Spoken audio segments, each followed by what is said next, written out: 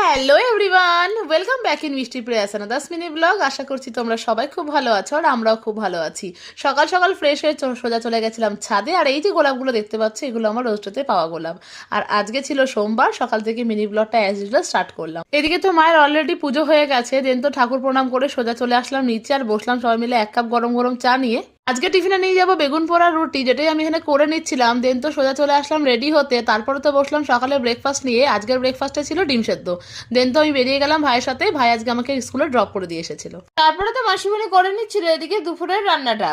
আর আজকে তো আমাদের স্কুলে ছিল সরস্বতী পুজোর খাওয়া দাওয়া। এখানে তো আমরা সব টিচার্সরা বসে পড়েছি খেতে। আর আজকের মেনুতে ছিল খিচুড়ি, বাঁধাকপির তরকারি আর চাটনি।